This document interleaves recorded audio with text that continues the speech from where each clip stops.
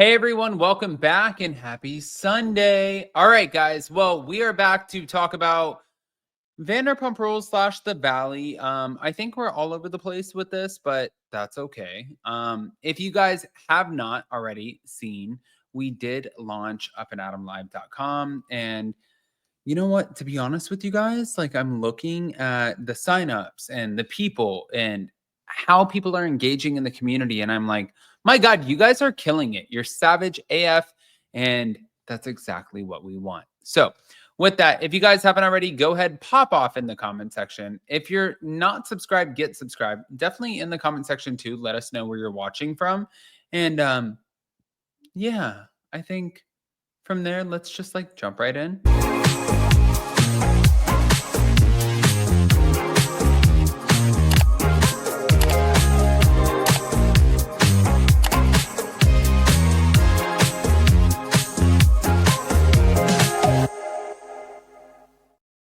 So, what's interesting to me about the Valley and Vanderpump Rules is that it just doesn't stop.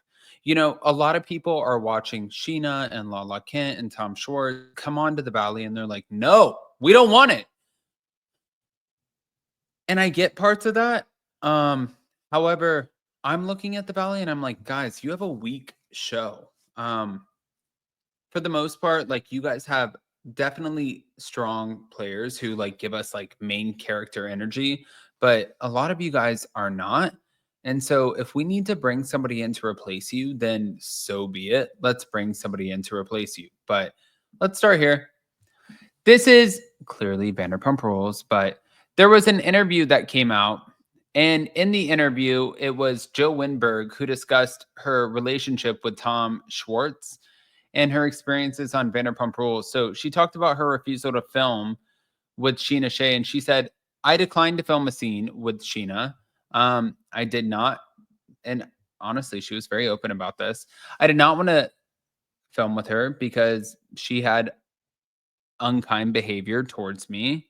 And you know what? For Joe, that's her prerogative. And to be fair, if you guys don't know this, like anytime that you come on to a new season of Vanderpump Rules, or I don't know how it applies to like some of the other shows, you only get paid like 3 grand. So if they're paying her 3 grand and being like, oh, well, we want you to film with Sheena and we want you to do this and we want you to exhibit this kind of behavior. And you're like, no, fuck off. Like, yeah, that makes sense.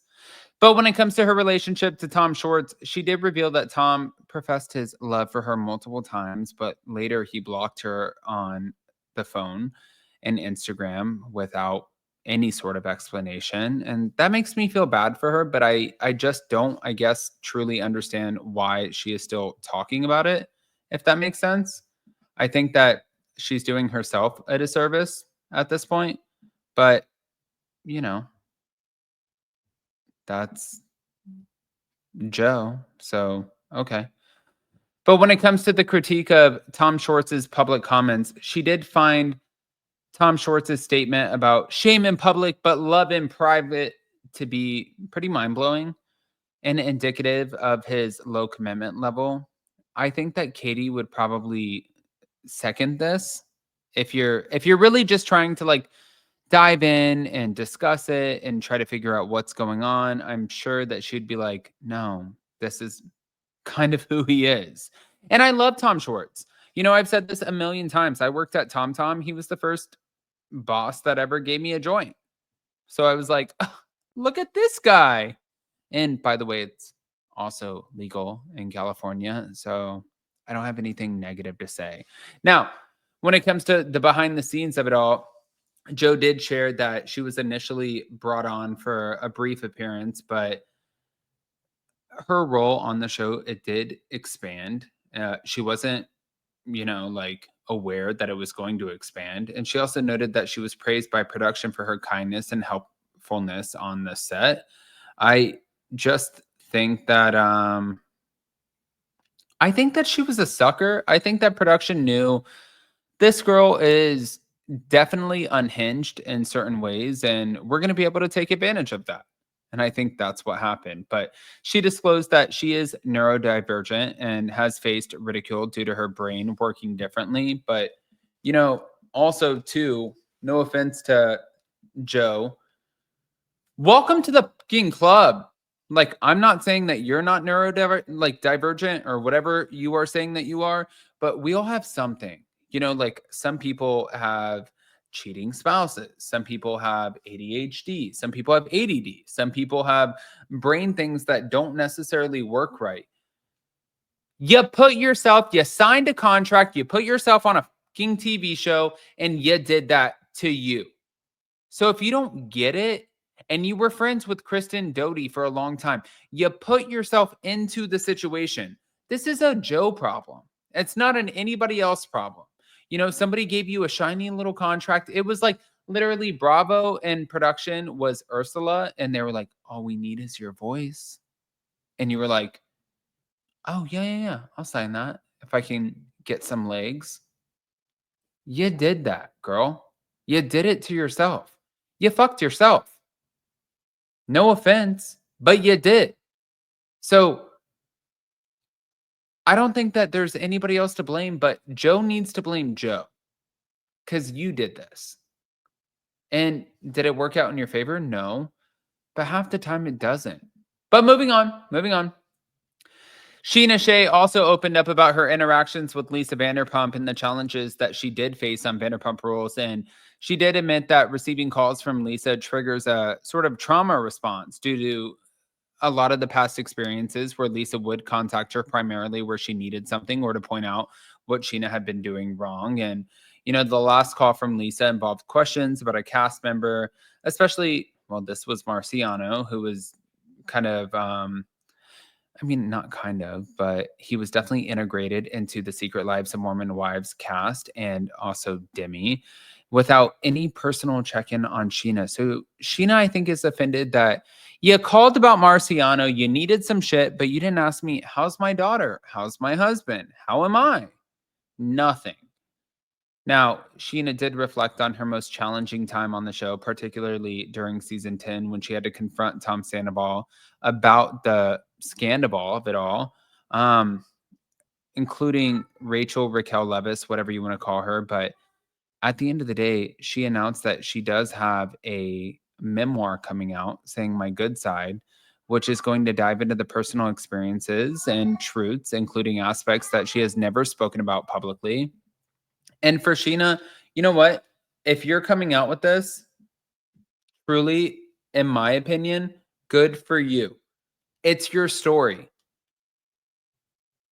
Vanderpump Rules, Lisa Vanderpump, all of it had such an impact on Sheena. This was a huge part of her life. Whether you want to read it, whether you want to be a part of it, anything that you're feeling, that's also valid. And you don't have to truly, if you don't give a shit about anything that she's doing, then don't give a shit about it. But from my standpoint, I look at it like if somebody throws themselves into a project, whether it's TV, books, or whatever, if you don't care about it, at least let them kind of try to figure out how to promote it, get it out there. Don't just shit on it because you're like, I don't like the person. You know, I don't think that's fair either. I think that I've experienced that and I'm not on reality TV. I think that Sheena has definitely experienced that. I think that you can say that for Lala, Kristen, Stassi, everyone. But it's not right. Like, if you don't like them, then don't buy the fucking book. But if you don't like them, also don't shit on the book.